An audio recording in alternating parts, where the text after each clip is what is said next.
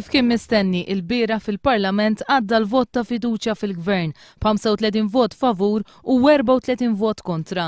Dan kien riżultat previst wara li d-deputati nazzjonalisti kienu ddikjaraw minn qabel l-intenzjoni tagħhom li jivvutaw favur il-mozzjoni tal-Prim Ministru. Il-vot ta' fiduċja sejjaħ il-bieraħ minn Lorenz Gonzi wara li l-ġimgħa li għadda Franco De Bono kien astjena u l-Gvern salva biss bil-vot tal-Speaker fil-mozzjoni tal-Oppożizzjoni li sejħet għar-riżenja ta' Austin Gatt. Il-Prim Ministru Lorenz Gonzi għandu maġġoranza difettuża u tilef ir-rotta. Dan il-Gvern għandu maġġoranza difettuża. U l-problema hija l-istil ta' tmexxija dgħajfa tal-Prim Ministru li mhux kapaċi iżomm tim maqut. Il-Gvern tiegħu se jibqa' għaddej minn kriżi għall-oħra. Il-kriżi se tibqa' għaliex il-Prim Ministru mhux biss mhux kapaċi jmexxi l-Gvern, iżda lanqas kapaċi jmexxi l-partit tiegħu. Il-vot se jgħaddi iżda l-kriżi se tibqa'. Il-Prim Ministru qiegħed biss ibeżża iżda dan lill-Partit Laburista ma jdejqux saħaq Joseph Muscat għax hekk sar fl-imoddi meta l-Partit Laburista wettaq riformi kbar. Is-soluzzjonijiet qegħdin hemm iżda l-Gvern jinsab bla enerġija. Il-kap tal-Oppożizzjoni elenka sensiela ta' deċiżjonijiet żbaljati minn Prim Ministru għajjien maqtuħ mir-realtà tal-familji. Fosthom it-trasport pubbliku, l-Air Malta, l-Arms Limited, il-Korporazzjoni Ena Malta, iż-żieda ta' 500 euro lill-Ministri u l-bini ta' Parlament ġdid. Il-Prim Ministru iżda qed iżomm pont tal-ħadit mal-poplu. Prim Ministru dajjef ma' min irid jibqa' għaddej imma mbagħad mal-poplu iżomm pont tal-ħadit. Joseph Muscat qal li l-Prim Ministru għandu dmir li jsolvi l-problema ta' maġġoranza difettuża għaliex din il-problema bil-vot ta' fiduċja li kiseb ma solvijiex. Min-naħa tiegħu id-deputat mexxej Laburista l-affarijiet tal-Parlament Anġlu Farrugia qal li kieku l-Prim Ministru kien ċert li huwa fdat mid-deputati tiegħu kieku ma kienx iressaq dan il-vot ta' fiduċja. Għamel referenza d-diskors tal-Prim Ministru u fakru li pajjiżna jinsab f'din is-sitwazzjoni għax ġie sfiduċjat minn wieħed mid-deputati tiegħu stess u mhux minħabba l-instabilità jew il-mewġ illi hemm f'pajjiżi oħra. Franco De Bono jressaq mozzjoni ta' kritika ħarxa l-qasam tal-ġustizzja f'pajjiżna immexxi mill-Ministru Carmi Fsud-Bonnici.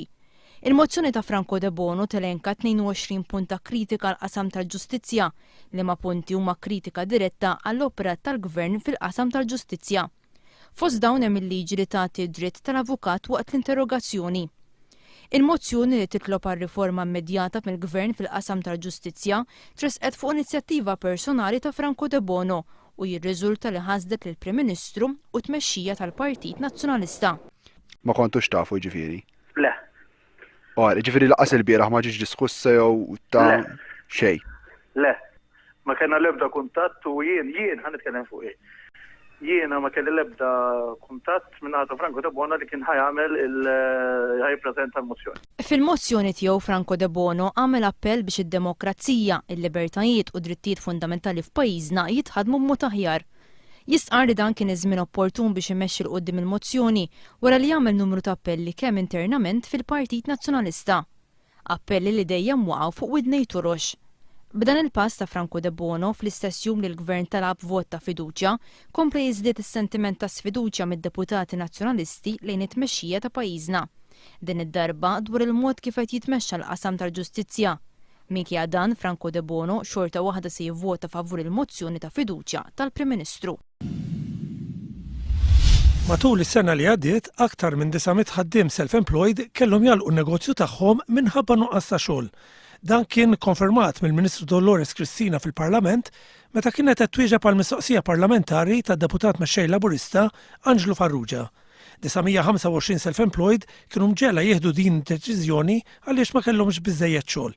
Jiġifieri 42% tal-ħaddiema self-employed li temmew l-impjieg tagħhom tul l-2010 għamlu dan minħabba nuqqas ta' xogħol.